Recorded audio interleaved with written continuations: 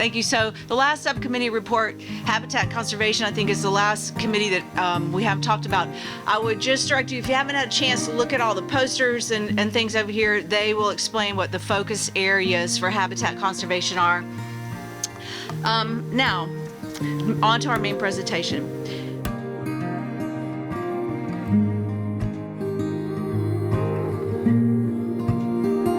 We work to protect birds, not just because they are beautiful and awe-inspiring, but because they are a crucial link in the chain of life.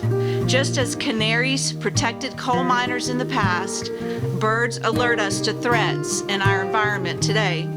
The vast distances they travel and the diverse ecosystems on which they depend make them unique barometers of our planet's health. If birds are at risk, so are people, and so is the intricate web of all life on Earth. When we help birds in their habitat, we help ourselves. We are honored today to have a special guest. Diane Lahaise is an associate professor of biology and environmental science at Georgia State University with over 20 years experience teaching biology and environmental science. She's passionate about fostering engagement with hands-on opportunities and has been involved in a long-term bird conservation project. Let's give her a warm Lake and Wildlife greeting.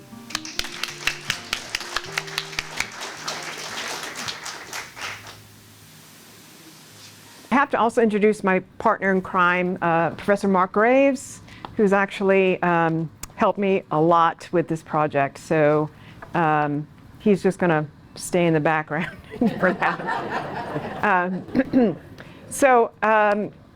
The title that's up there is very long and wordy, but that's because that's the title that we use when we put in a grant proposal to get some money for this. So I'm going to start from the beginning, but then lead us up to this particular grant that we got and why we were able to build so many. So you want to go? So really, this actually started more than 10 years ago. One of our goals at Perimeter College is to create research projects for our students. And these are undergrad students, and it's not typical for them to be able to have research opportunities at that level. And these are students that are not necessarily, biologists either. They're just basically wanting some experience doing research. So in 2015, the very first project I started was building birdhouses and putting them out and just sort of, educating the students about the process. And the students that we have, a lot of them are, they've never used tools before. They're not familiar with doing field work. So a lot of this is like starting at ground zero for them. And so I think we started with 12 bird boxes, and we were targeting at that time the brown-headed nuthatch, which it's not endangered, but it is a species of concern because of its limited habitat requirements. So in that time since then, we've been continuing the project in some way, shape, or form. The first year or two, we did get a mini grant from the college to actually assist us with this, but most of it's being funded. We've been funding it. Mark and I have actually been funding it to actually get the materials and just for students to have the experience of building the houses and seeing the outcome. So now we have over 90 boxes. That's probably not an accurate count. And we have coverage across more than 100 acres in various places, not just Perimeter College campuses, but we've actually gone off campus now. And in addition to that, at least 10 different student groups have been able to do an actual research project where they've collected data, they've analyzed it, and then they present it. So, having this long-term data has given the possibility for us, they can do data mining of all of that data from, like I said, more than 10 years worth. So we can finally start looking at trends. We can start looking at patterns, how often the different species actually do nest, where they are on which campuses and which locations. So we were kind of at the point of thinking, can we keep doing this? Because the materials themselves are kind of expensive, and most of the time when we were working with students, we were volunteering our time to do that.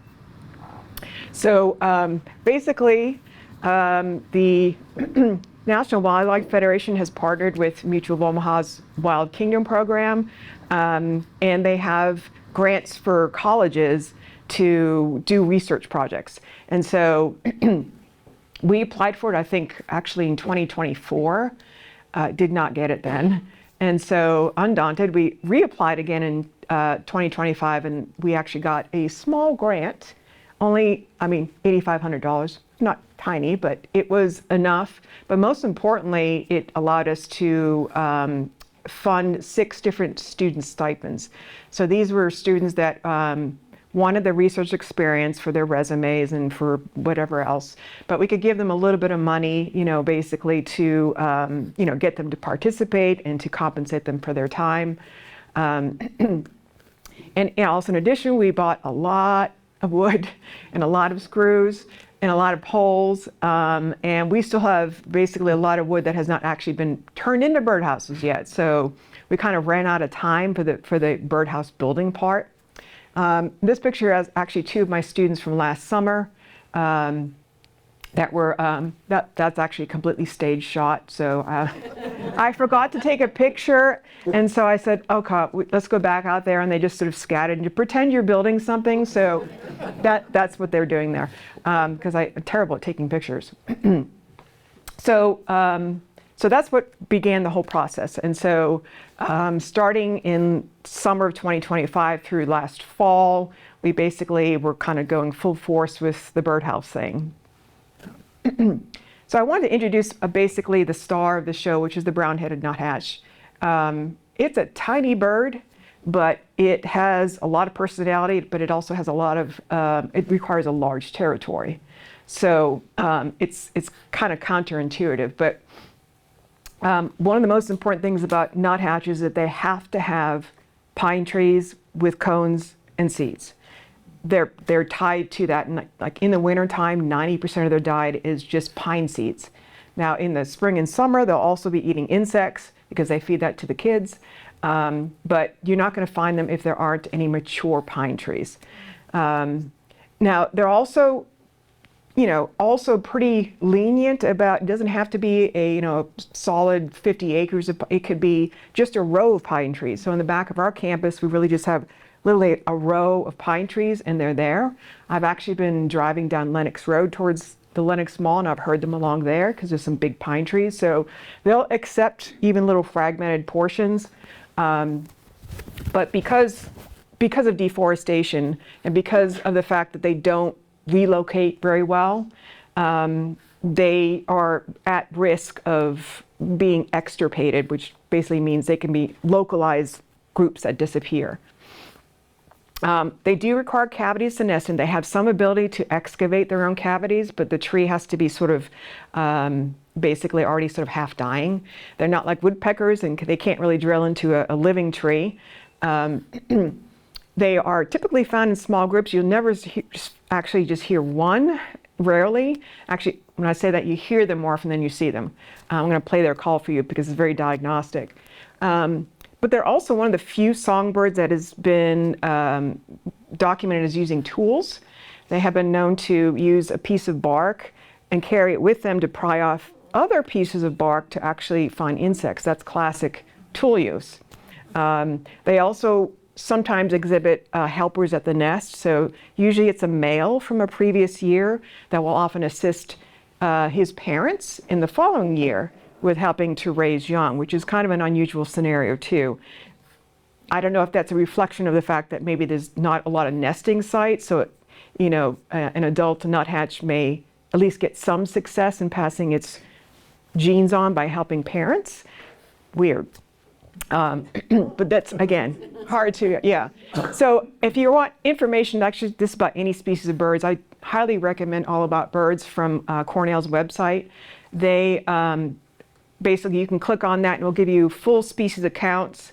And I wanted to see if I can do this. I'm going to try to pull up. This is Merlin. If you're familiar with Merlin, is also an app from Cornell University. I use it mostly, there's sort of a song identification feature on it now, but I usually mostly use it to double check to see, what I'm hearing, if I think it is what I'm thinking it is. But let me see if I can play some calls.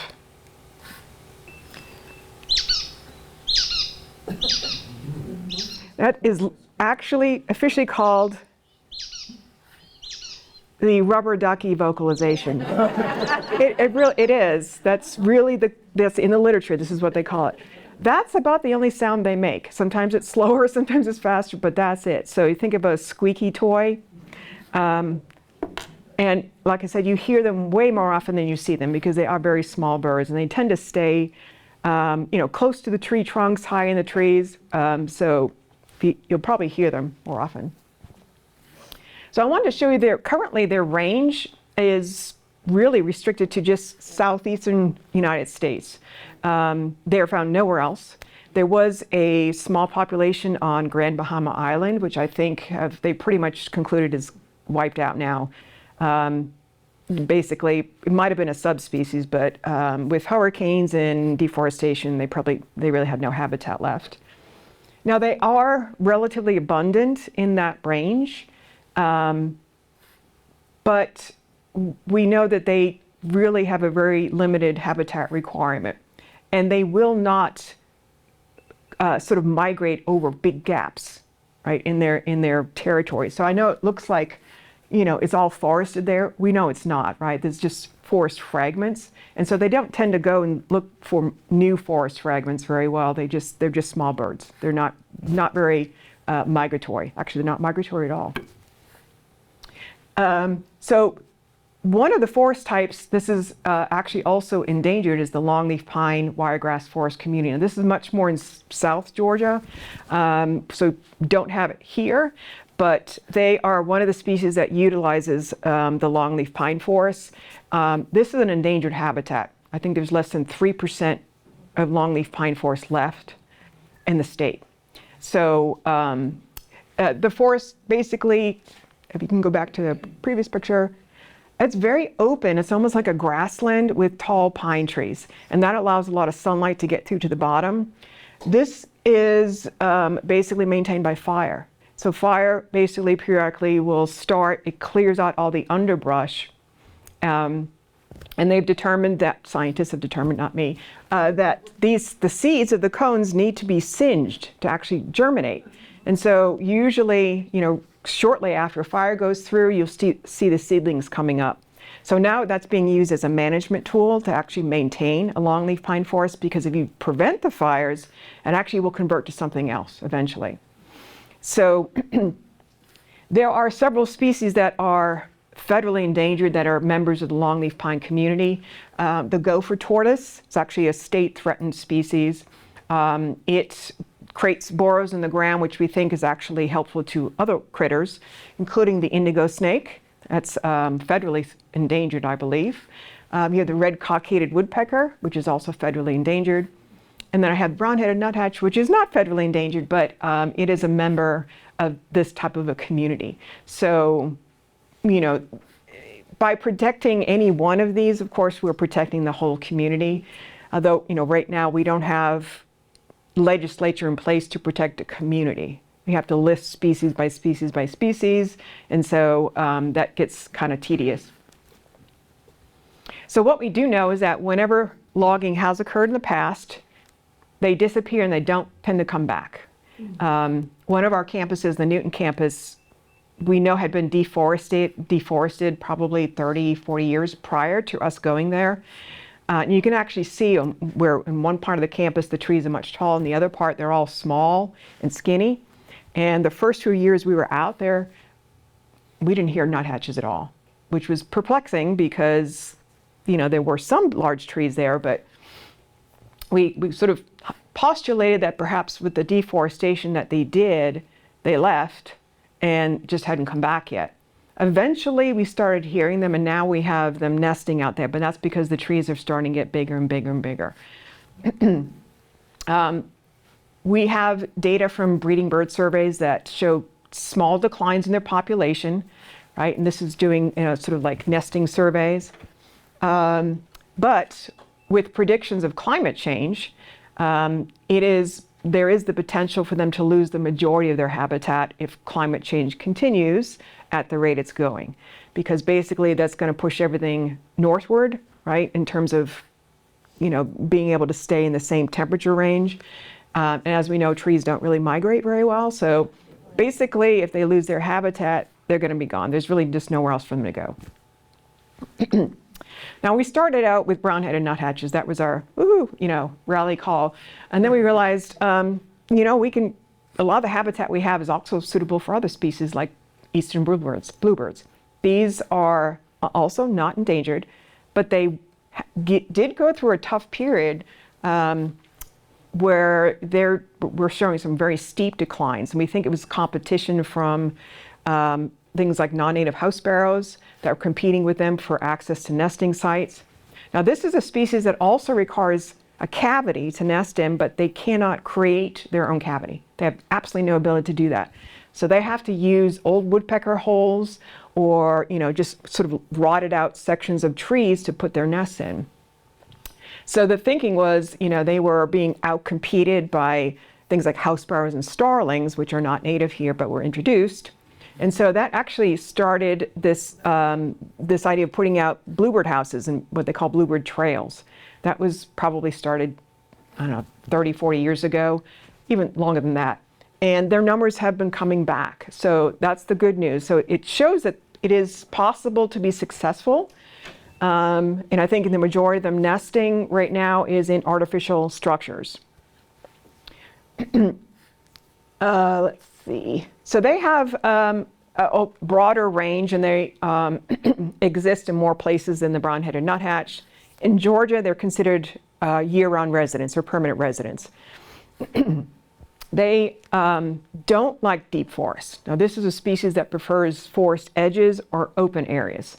So they're sort of, you wouldn't put in the deep woods a bluebird house and expect bluebirds to go in there. They don't. They'll go to a forest edge, and they like open fields, but that's their preferred habitat. So we noticed that on campuses we have a lot of open areas, so we started putting out bluebird houses as well. Now the bluebird houses have to have a larger entrance hole. And I don't know if do we have two there? Yeah, the one on the left there, that's got a 1.5-inch hole. That will accommodate bluebirds. And the smaller hole, I know it looks really, really small, but believe me, nuthatches can get in there. Those are the first ones we started making, and then we started to build ones with a larger entrance hole. And then that actually also presented us with an opportunity to see, what if we gave birds the choice? Do they want the smaller hole, or a nuthatch, would it choose a larger hole if it had the opportunity? So we did a paired experiment. We pair these up. And I don't remember our result. Actually, what we mostly got were chickadees. Actually, not necessarily nuthatches. But we also found sometimes too that if bluebirds nest in one, they will basically try to keep other birds out of a nearby box. So we were trying to figure out how to do the proper spacing. There seems to be, we've had them nest in the larger or the smaller holes. It doesn't seem to be any specific preference. We did find out, though, they definitely prefer houses on a pole rather than trees, which is ironic because we put a bunch on the trees, and almost universally they ignored them if they had one on a pole to go to. So we've stopped even putting them on trees at all. For the nuthatches? Yeah, and the bluebirds, actually. But nuthatches, chickadees, all the species that we've covered. And our leading hypothesis is that they perceive it as safer from predators because we put them on poles, which are actually really hard to climb. So other species that have benefited, and again, these were not, say, our target species, but Carolina chickadees, and we do have house friends. So I'm going to talk about actually all of these species in just a minute, but Carolina chickadees surprised us. They were, I think, next to bluebirds, they were the most abundant occupants of our bird boxes. They're also not endangered, but they have a similar range as the brown-headed nuthatch. And so theoretically, they're also at risk for habitat loss. And they will accept nests in deep woods and at the edges of woods. So this is where we're at right now. We have 5 campuses at Perimeter College. Campus at Newton, where we have, we think 30 boxes, but it's hard for us to get out there. And so We put some up, some have fallen over, we've taken them down, we've replaced them, and I think we've sort of lost track about how many we have, but close to 30. These are mostly in deep woods, so we have one little area that's open where we get bluebirds, but mostly the boxes are in amongst where there's trails, and we mostly get chickadees. We finally started getting nesting nuthatches maybe 3 or 4 years ago, so usually there's one each year. We have, on the Clarkson campus where we work, we have 20 boxes. Again, it's a mixture of nuthatch and bluebird boxes. They get used, despite the fact that people are walking by them all the time and the students around, you know, they're pretty tolerant of that kind of thing. And so we're surprised sometimes where they choose to nest. We have, starting our outreach, we have, across the street from us, we have an elementary school. And one of the science teachers there was very interested in the project and having, you know, their 5th graders participate. And that was, talking about like herding cats, that was, you know, you just go in there and questions are flying at you and it's like, you know, but anyways, we managed to put up somehow 6 boxes on their campus, which we need to check on soon. We did that last year, so this year is probably the first year they'll be nesting. We've been to Blue Heron Nature Preserve. We put 12 boxes there. And yeah, next. And Stone Mountain, we contacted somebody there. Actually, the person that works there used to be an adjunct instructor for us, so we had a little bit of a contact. We put 10 boxes out there, and just more recently, just a few weeks back, we put 10 at Arabia Mountain. So these, basically, all the new ones that we put out all have those metal numbers on them. Older ones, we kind of had a wonky numbering system, so we decided on sequential numbering. So every number on the box is a unique number. So there's no other like 54, 50. So until we hit 100, we're good, but then we'll have to figure out something. But that's the way we decided to track them. And so I know which numbers boxes went to which place.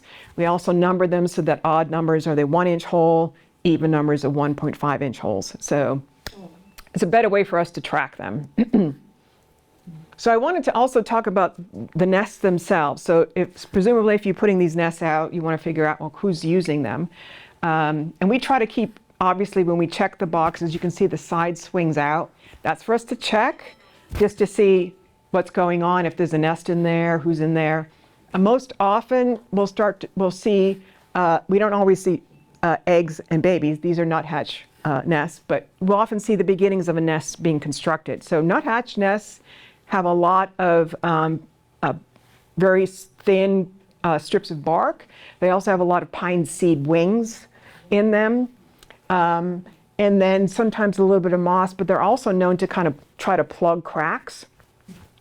And just to be clear, was it Gary that built this? Our students built these, so these are not architectural marvels. So if there's gaps, we've seen nuthatches actually try to plug the gap with little materials, yeah. And their nests are pretty shallow. They don't really build deep, thick nests. Go ahead.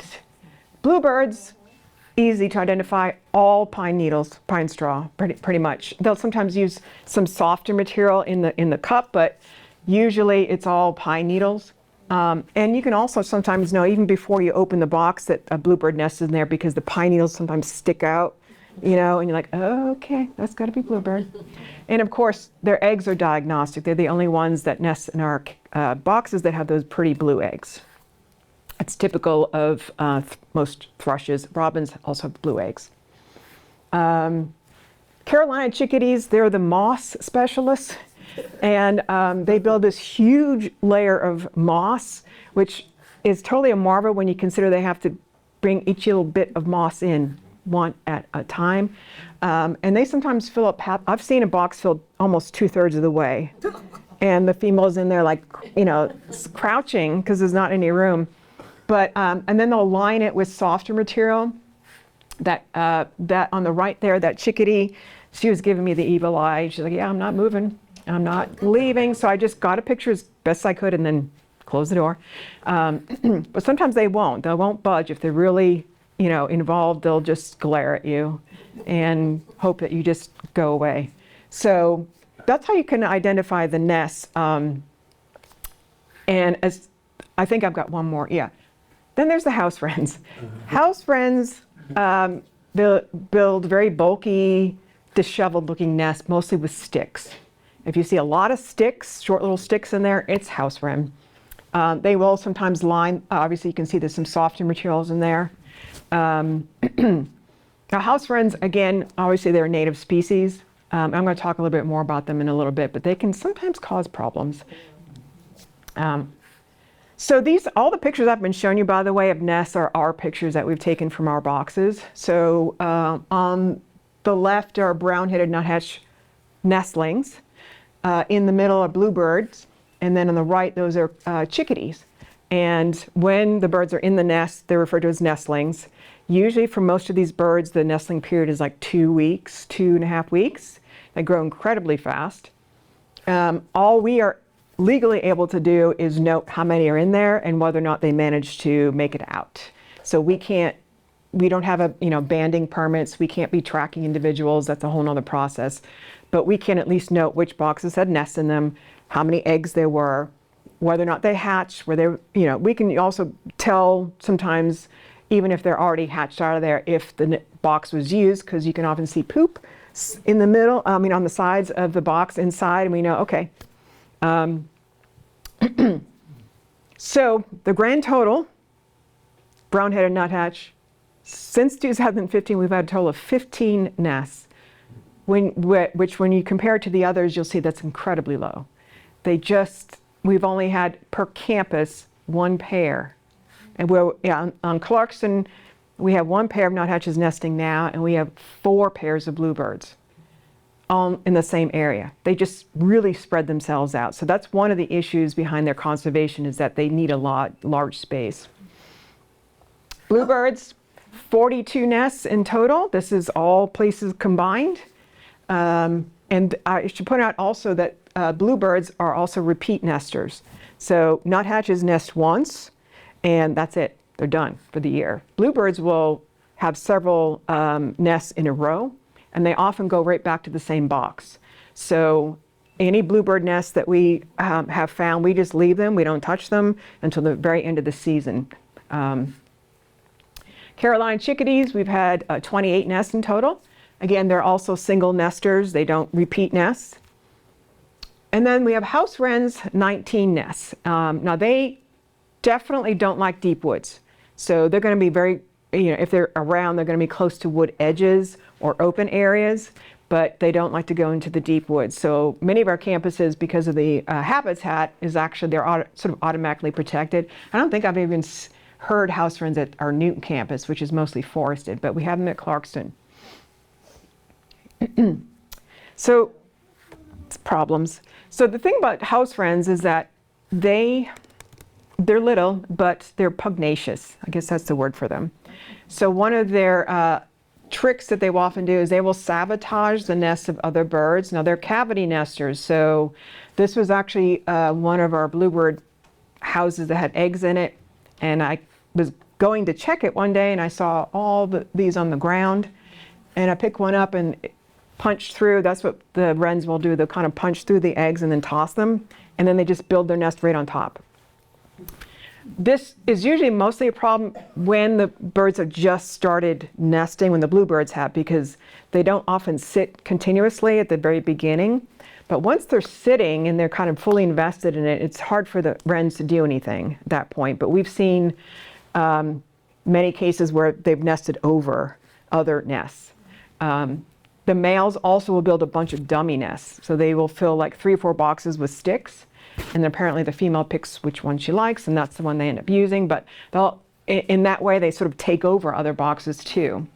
But again, we don't have really, any ability to control that. The only thing I read is that, make sure you have enough boxes spread out over a large enough area. And if wrens are really a problem, maybe put them a little bit further into the woods. But wrens also are migrants, so they show up about mid-April, and nuthatches and chickadees are already nesting by then. So that's the good news. It's almost, I don't know if they're nesting early to get ahead of the house wrens, but it might be a reason they do that. Oh yeah. Paper wasps, hate those things. So they love to get in the boxes. They basically will just eat some of the wood, and then they put their little, usually it's right at the center of the roof hanging down. And presumably once the wasps are in there, we don't think the birds bother to go in there. So we usually, at great peril to ourselves, knock them out, and then we run. And basically, but we did find a solution to that though. What's that? Soap. A bar of soap. If you rub it on the inside, it's too slippery for them to actually attach their nest to. So all of these boxes have been more or less soaped. If you smell soap, that's why we did it. Now I have seen wasps try to build on the side as well. They'll build like on the side, and it kind of hangs out at an angle. So I soap a little bit of the inside, but that seems to do the trick. And you probably have to reapply it every once in a while if you start to see wasps in there. But that's it. We have not yet gotten to this point, but the box design we've used was the simplest for students to be able to build, let's put it that way. No angles, we pre-cut the wood. We don't want them using power tools, none of that. But there's some other box designs out there, especially for bluebirds. There's been a lot of research into bluebirds and what they prefer in a house. The slanted front, the Peterson box on the right, that one is supposedly better for the bluebirds simply because I guess it's easier for the parents to feed. But some of the designs are also to prevent other birds from getting in there. So the one on the left, the gillwood box, I think that's to prevent house sparrows from getting in. They just apparently don't like the bar across the middle. We were going to try some of those, but when we got down to cutting wood for the angled box, that's Gary, maybe we can help with that. We ran into all kinds of problems trying to figure that out, and we just ran out of time before we could actually try it. So these are future things to do, and what we would do is we'd pair them, with one of our traditional boxes and put them right close to each other. And the reason to do that is that the birds will pick one or the other, right? And once bluebirds are in one, or nuthatches, they won't allow another pair in the other one. So they really do have to pick. So that gives us an idea of which one they're actually choosing. I will say before we get onto the outreach, we have very little problems with predation. So now, granted, we don't have bears. So I don't know how these would fare against bears. We've never used predator guards. And like I said, it's very difficult, I think, for snakes to get up. And I've seen boxes on our trees, I've seen snakes in, but not the ones on poles. So it's, hard for them to get in there. Things like raccoons, again, they can't climb that. They don't really apparently try to knock them over at any time. So I don't know, you might want to, I don't know what we would use for bears, honestly. That's all. I don't know what you would use for that, but we haven't had a lot of predation problems, so that's the good news. But I wanted to show you also some pictures of our outreach. So many of these pictures are students that were our student researchers. So on the left, that was us at Blue Heron Nature Preserve. And then on the right, that was from the elementary school, the 5th graders. This is when we could get them all to stand still enough to get in one picture. On the left, this is us. We were at Stone Mountain. That's 2 of our student researchers.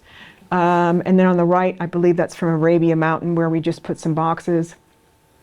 So we're all about trying to spread out. And that was one of the things we put in our grant proposal, is that we wanted to do outreach, hence why I'm here, so we can spread the love.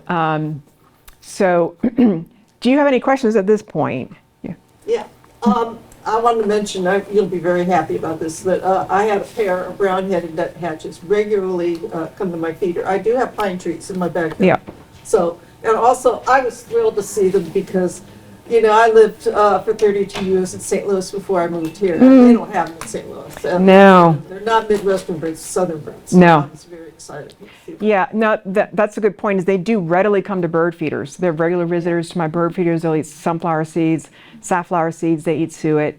So they're very amenable to, you know, living close to humans. They just have these incredibly large territories, which is, you know, really spaces them out. We have other species of nuthatches in the south. We have the white-breasted nuthatch, which is quite a bit larger. And then once in a while in the wintertime, we might get a red-breasted nuthatch, which maybe they're more northern, but they sometimes will dip down into Georgia in the winter and then kind of go back up, but they're not nesting here. Any other questions? Just about bluebirds, we've had bluebirds on the pole of the house, and the bears have gotten those like every year. So we put it on the tree, but not on the pole for the bluebirds. Yeah, I mean, you might have to depend on your, you know, situation, what you're dealing with. One of the reasons we wanted to keep them on poles, and these are 5-foot poles, is for it to be easy for us to monitor.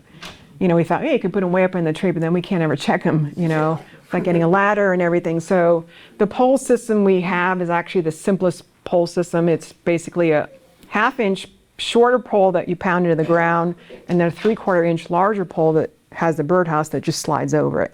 It's the quickest, easiest install method. But you know, if you're dealing with bears, you probably have to take other types of precautions. I use mine, we've got one with a chain hanging from the roof, and it comes down, and we've got babies in there, so that they can't get to it. Bluebirds? Bluebirds? Yeah, because the other one I had, it was on the deck, and then the neighborhood cat got in there, and so now I hung one, and I thought, let me try, and I looked up, and they're there. I mean, like I said, they'll rarely accept even boxes that we really wanted to throw in the trash after the students made them because they were like this. We put them out. That's their favorites, right? That's their favorite. I mean, you know, the ones that are wonky and like, okay, the hole's not even in the center, it's driving me crazy, but they don't care. So, so they're, like I said, if they can find a spot that they can use to nest in, they'll use it. They're not picky. I also want to point out too, we never paint these. You don't want bright colors on them. I know you see them sometimes in shops, they're all pretty and everything, but yeah, it just attracts attention, right, to it. We just use linseed oil on the outside, and these are cedar wood planks that we've used that we buy from Home Depot, just the kind of planks that you do for a fence, and we just cut them, sometimes not very well, but we cut them, and it's a simple assembly. The one that's open on the top is one that has been out in the field for a while, and you can see it gets that weathered look after time. And we did find that the linseed oil helps them last longer. We also found our first years when we were doing boxes, we used hammers and nails because it was easiest for students to do.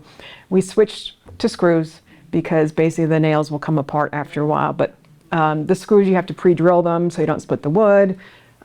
So that I kind of reserved for like students who are really, you know, not like lab students that are just taking biology lab.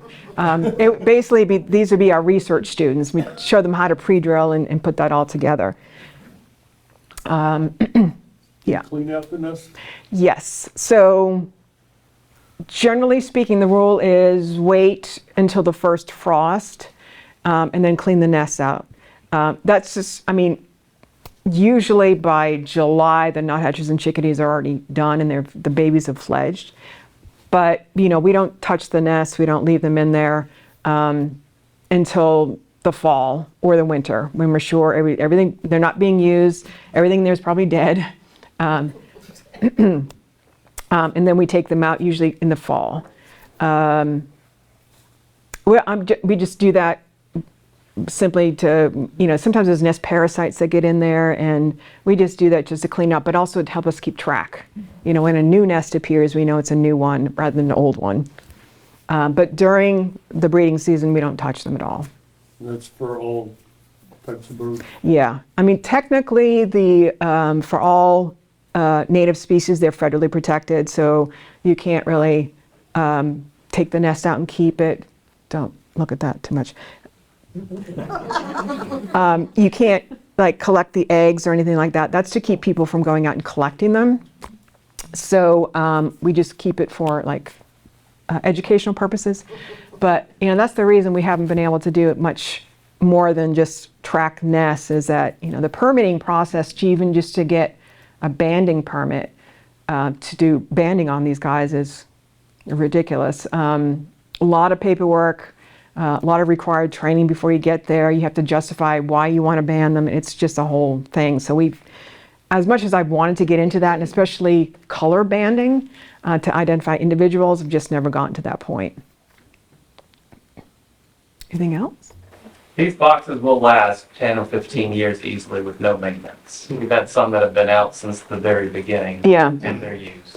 So once you put them out, they're good to go with the occasional clean out. We usually go in February to clean all the boxes out. Some of them that are closer to tree lines, sometimes you'll have mice that come into the nest. Yeah, we do get white-footed mice in them. So it's good for multiple organisms. So actually, I've got some pictures of, Oh, yeah. so that, again, just more pictures. You can't, baby birds are just, I know. Most, these birds, by the way, are all considered altricial, which means when they first hatch out, they're naked, blind, they're just breathing, right. And so, on the left, those are very early nestlings. They'll have some fuzz on them. They're probably only a day or two old, but they grow incredibly fast. So they start to grow in feathers pretty fast. And then, basically, once they get older, you can start hearing them if you're walking up to the box.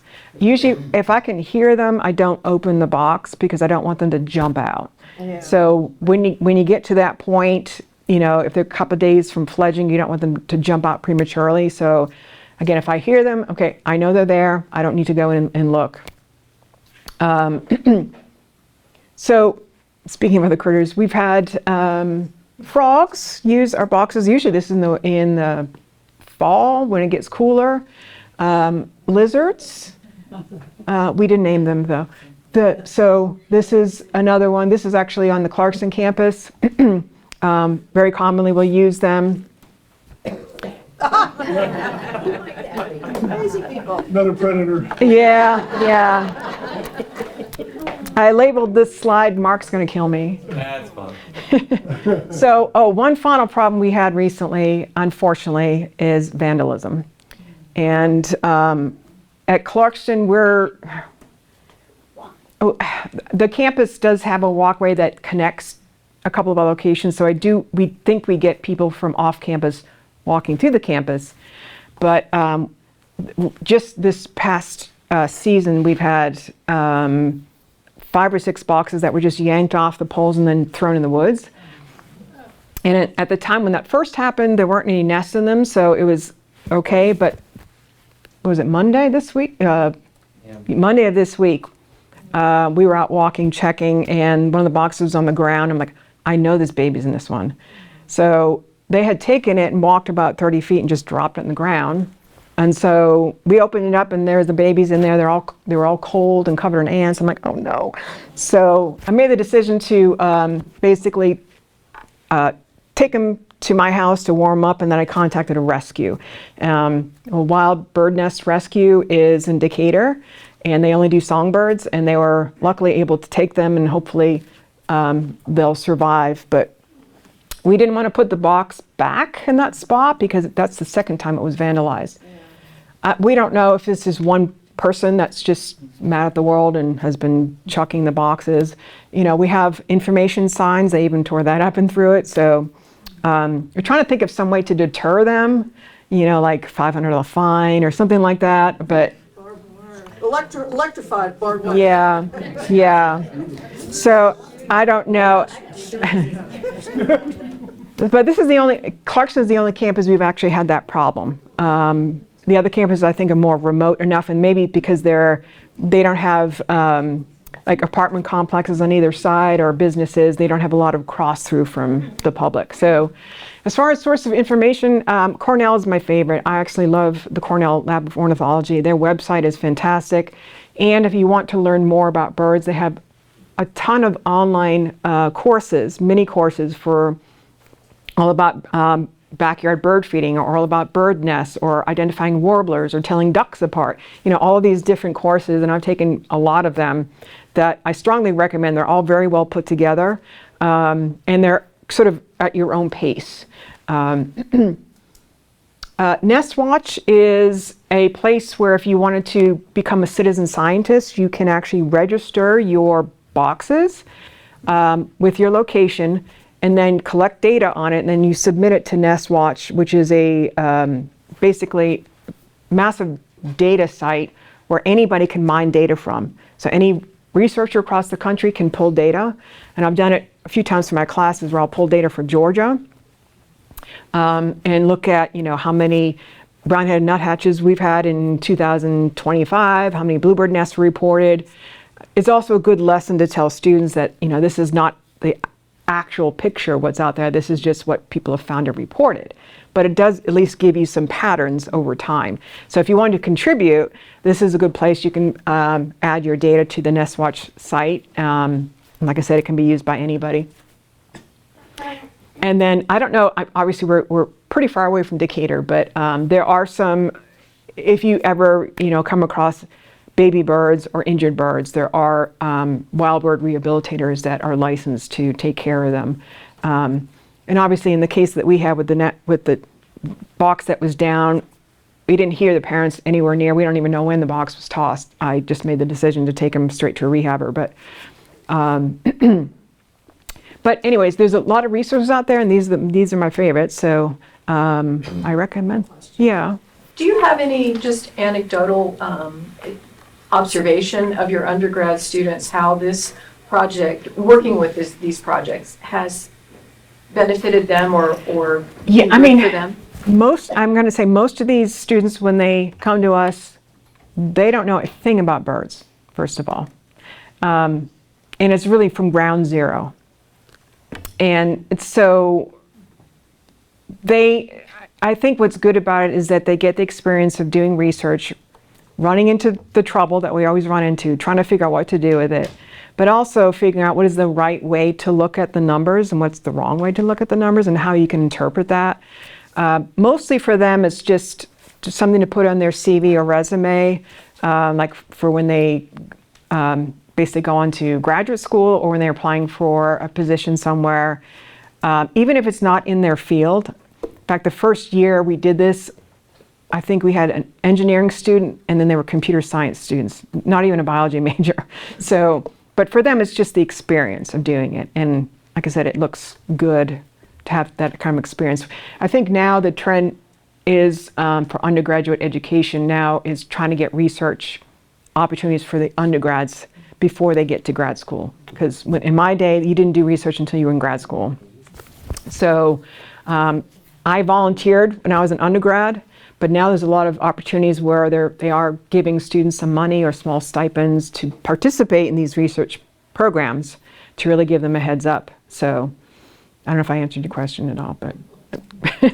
And for scholarships, we've had some Goldwater scholarship winners basically pay for their tuition or whatever. Yeah. And they use these research experiences as evidence of community engagement, interest in the field. So it's practical for them. Mm-hmm. I think when we went to the elementary school, I think was it Chino? He was like, I guess he discovered he's really good with kids because, he knew nothing about birds, birdhouses, anything. But getting to talk to the kids about it, all of a sudden he sort of figured out how to explain it to them, not knowing anything. And I think he really enjoyed that part of it more than any of it, actually, to be perfectly honest. So that gives us an opportunity to do more of that as well. Anything else? Okay, thank you. Oh. Thank you. Thank you very much. Appreciate it.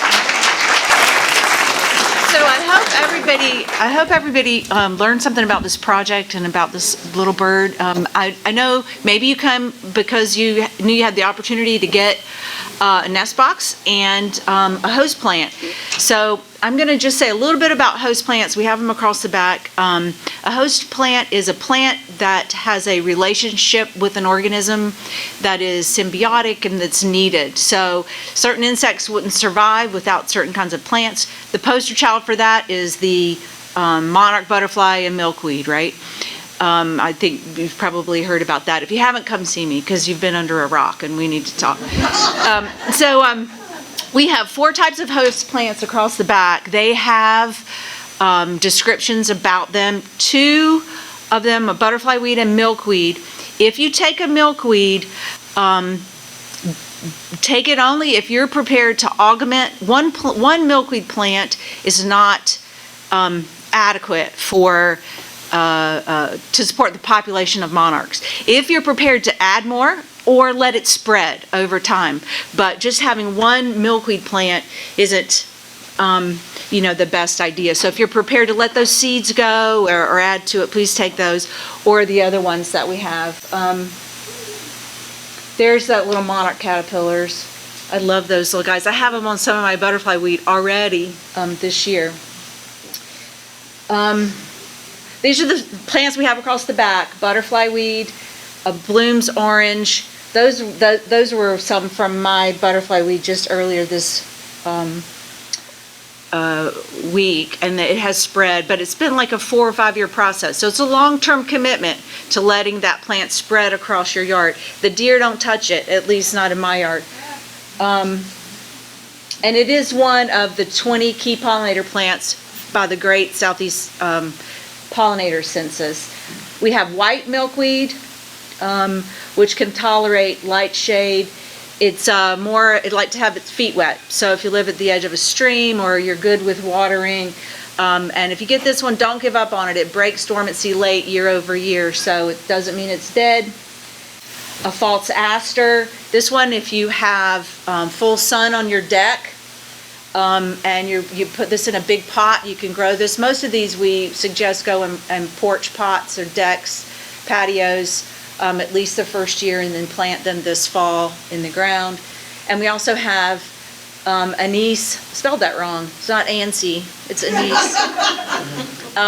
Anise hyssop, I call it, or some people say anise hyssop. I don't know which is right. But that is, that one gets a really deep root too, so it needs a bigger pot, and it can tolerate a little more shade. So if you have a deck that doesn't have as much sun, you can take this guy. So just again, take milkweed if you are prepared to let it spread, or you're going to augment it with additional plants. If you only have part sun, try the hyssop. And they need bigger pots. So the pots that they're in back there are for you, they're manageable, right? You're going to be lugging a big old pot full of dirt out of here. You can carry them, but be prepared to repot them. If you're a gardener, put it in your garden over at the quarry if you want, but be prepared to give it more room over time. All right, so now we're getting to, and just to mention that we will hopefully have someone coming in November from the Great Southeast Pollinator Census, which is in late August.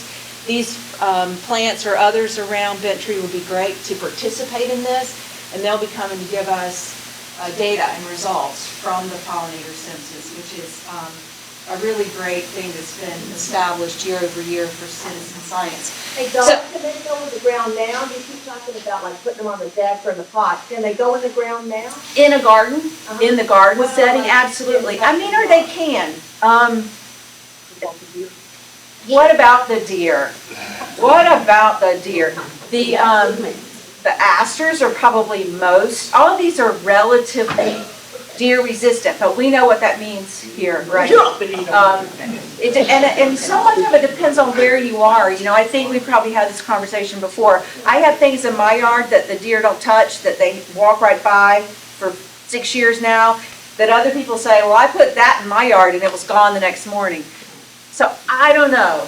I would say to let these guys grow. I also think that nursery plants that have been in well-watered, fertile soil are more attractive to the deer. So they're going to go after it. If you went and put this right in the ground right now, my guess is in most places it would be gone.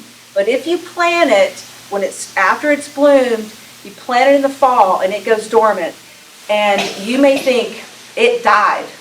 it will come back, and when it comes back out of the ground naturally in the spring, they tend to get less browse that way.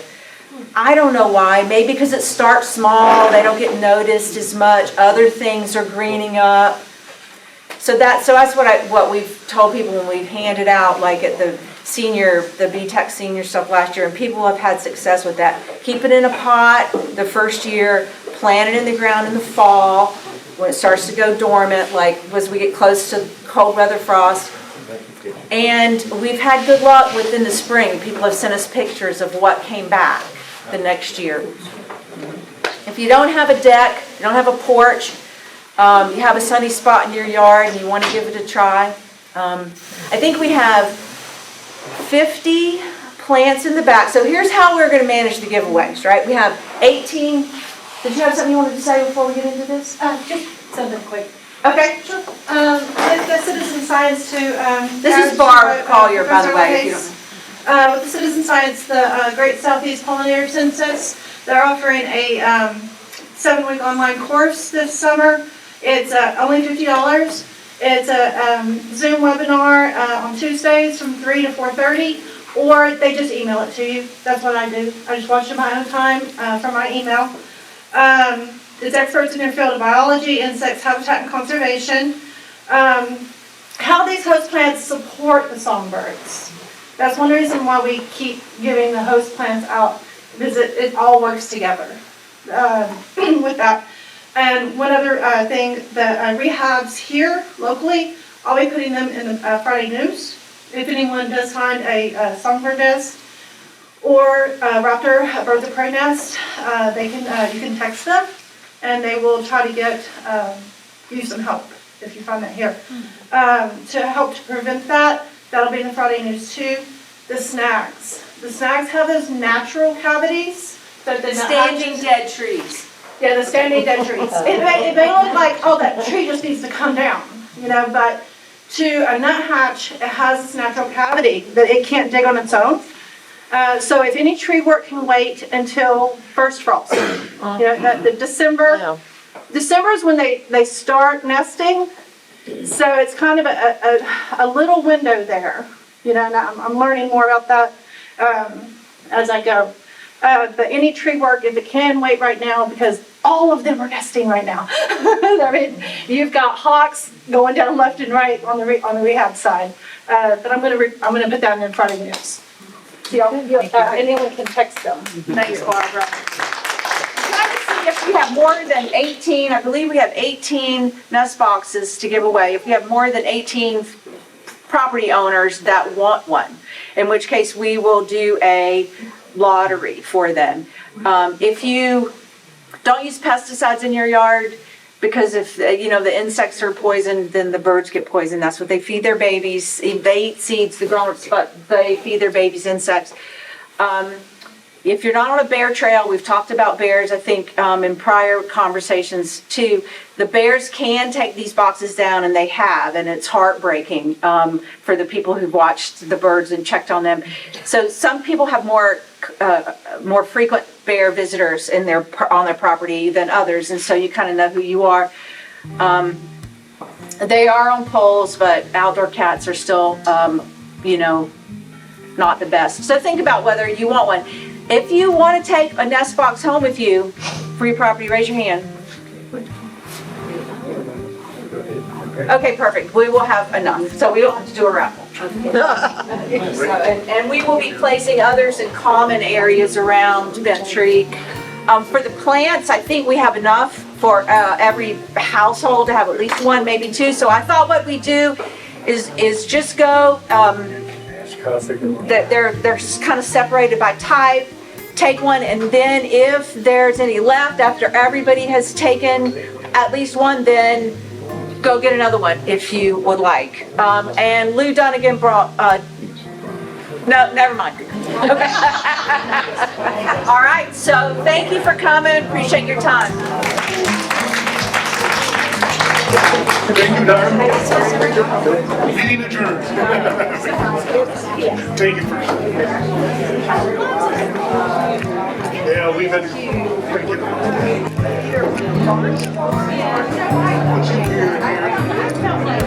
Thank you.